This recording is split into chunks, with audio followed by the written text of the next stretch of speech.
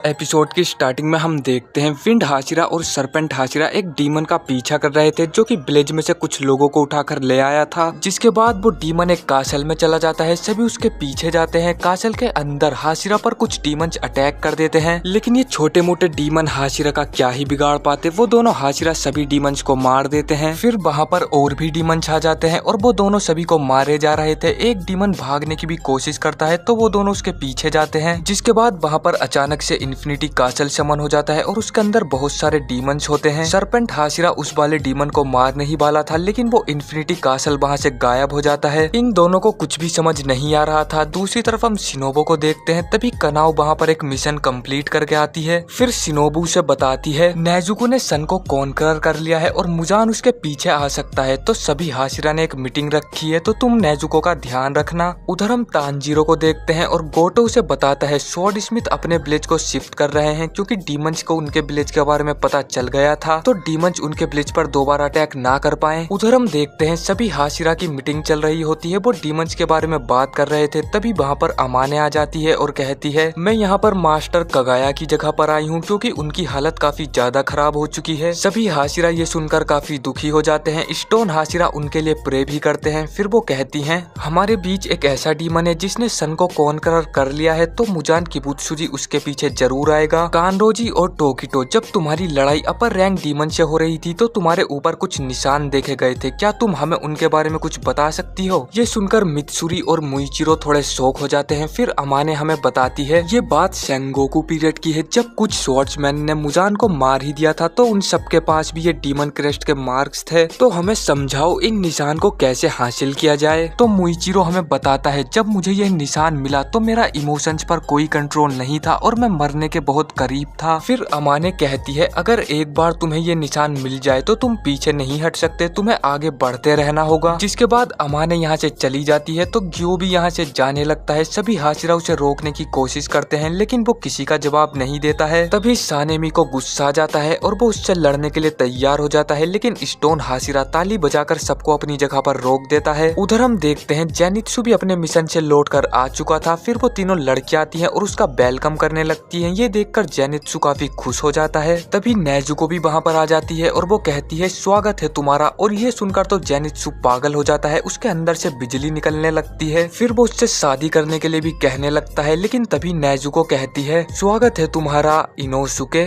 और ये सुनकर जेनित्सु पूरा गुस्से में लाल हो जाता है और वो इनोसुके को ढूंढने लगता है। तभी हम एक सीन देखते हैं जहाँ पर इनोसुके बार बार अपना नाम बोलकर नेजुको को रट्टा लगवा रहा था। उधर हम तांजीरो को देखते हैं। तभी वहाँ पर हगा नेजुका आता है और वो उसे स्वॉर्ड देता है जिसे वो पॉलिश कर रहा था। तांजीरो जब उस स्वॉर्ड को देखता है तो उस पर रेंगोकू का स्वॉर्ड गार्ड लगा हुआ था। ये देखकर तांजीरो की आंखों में आंसू आ जाते हैं और वो उनका शुक्रिया करता है। फिर हगा नेजुके उस पर गुस्सा करने लगता है क्योंकि तांजीरो उनके काम के बीच में ही स्वॉर्ड लेकर भाग गया था। जिसके बाद वो वहाँ से चला जाता है। तभी हमें पता चलता है साइड में गैंगे भी सोया हुआ था और वो कहता है इतना शोर क्यों कर रहे हो, जरा शांत रहो। फिर तांजीरो कहता है अब हम शांत ही रहेंगे, लेकिन तभी इनोसुके खिड़की तोड़कर अंदर आ जाता है। उधर हम देखते हैं हाशिरा को जो डिसाइड करते हैं हम 3 दिन में ट्रेनिंग शुरू करने वाले हैं क्योंकि उनके पास ज्यादा टाइम नहीं है। मुजान कभी भी अपने डीमंस को नेजुको के पीछे भेज सकता है, और जब से अपर रैंक के डीमन मरे हैं तो डीमंस दिखना कम हो गए हैं, तो उन्हें थोड़ा टाइम मिल जाएगा ट्रेनिंग के लिए। फिर शिनोबू कहती है अब सिर्फ गियो बचा है, और हम देखते हैं वो एक जंगल में से जा रहा था। वहीं जेनित्सु तांजीरो से बात कर रहा होता है और वो काफी दुखी था क्योंकि अभी तो वो मिशन से आया है और अब उनकी ट्रेनिंग शुरू हो जाएगी। वहीं तांजीरो इसे लेकर काफी खुश था क्योंकि उन्हें हाशिरा के साथ ट्रेनिंग करने का मौका मिलेगा और अपने पावरफुल लोगों के साथ ट्रेनिंग करने से नए स्किल सीखने को मिलते हैं। ये सुनकर जेनित्सु को बहुत गुस्सा आ जाता है और वो उसका सर काटने लग जाता है और वो कहता है तुम्हें बहुत ट्रेनिंग करने में मजा आता है, आज से हम दोस्त नहीं हैं। जिसके बाद वो रोकर वहाँ से जाने लगता है, लेकिन तभी तांजीरो उसे रोकता है और बताता है जब वो अपर रैंक डीमन से लड़ रहा था तो उसकी टांगे हिल नहीं रही थी, तो उसने जेनित्सु की थंडर ब्रीथिंग का यूज किया और उस डीमन को मार पाया। फिर जेनित्सु कहता है तुम्हें क्या लगता है ये सुनकर मेरा मूड ठीक हो जाएगा, लेकिन वो बहुत खुश हो चुका था। जिसके बाद वो खुशी खुशी वहाँ से चला जाता है। उधर हम टेंजन का सीन देखते हैं जो कि हाशिरा की ट्रेनिंग में मदद करवा रहा था, जो कि इनका बेसिक्स करवाने वाला था, लेकिन वो बहुत ही हार्ड ट्रेनिंग करवा रहा था। वो सबकी भगा भगा कर वाट लगा देता है और कुछ तो बेहोश होकर भी गिर जाते हैं। वहीं टेंजन की तीनों वाइफ्स भी उसकी मदद कर रही थी। वो बहुत सारा लंच बनाती हैं उन सभी के लिए, लेकिन वो सभी इतना ज्यादा थक चुके थे कि उनसे लंच करने भी नहीं आया जा जा रहा था। फिर उसकी वाइफ्स कहती है आपको इतनी हार्ड ट्रेनिंग नहीं करवानी चाहिए, आपको सिर्फ इनका बेसिक्स ही तो करवाना है। वैसे इसके बाद इनकी कौन सी ट्रेनिंग होने वाली है? तो टेंजन बताता है मेरे बाद इन्हें दूसरे हाशिरा के पास भेजा जाएगा। सबसे पहले इन्हें टोकिटो के पास भेजा जाएगा जो इनकी स्पीड की ट्रेनिंग करवाएगा। उसके चेहरे पर मत जाना, ये उनकी बहुत ही हार्ड ट्रेनिंग करवाने वाला है। फिर ये जाएंगे मित्सुरी के पास जो इनकी फ्लेक्सिबिलिटी की ट्रेनिंग करवाएगी। फिर ये जाने वाले हैं सरपेंट हाशिरा के पास जो इनकी तलवारबाजी की ट्रेनिंग करवाएगा और मैं बता दूं ये बहुत ही जिद्दी है। फिर आता है विंड हाशिरा और ये एंडलेस ट्रैकिंग ट्रेनिंग करवाने वाला है। और सबसे लास्ट में आते हैं स्टोन हाशिरा जो कि इनकी मसल ट्रेनिंग करवाएंगे और इसके लिए तो इन्हें अपनी इंसानियत भी छोड़नी होगी। ये ट्रेनिंग करने से हाशिरा की भी स्ट्रेंथ बढ़ेगी तो मैं इन्हें ऐसे ही नहीं छोड़ सकता, मुझे भी अपना बेस्ट देना है। फिर हम देखते हैं विंड हाशिरा सबको बहुत बुरी तरह मार रहा था और उधर मित्सुरी सबकी फ्लेक्सिबिलिटी ट्रेनिंग करवा रही थी और उसकी ट्रेनिंग इतनी खतरनाक थी कि वो हमें दिखाई भी नहीं जाती। वहीं सरपेंट हाशिरा भी सब पर अटैक करके उनकी ट्रेनिंग करवा रहा था और मिस्ट हाशिरा भी सबको ट्रेन कर रहा था।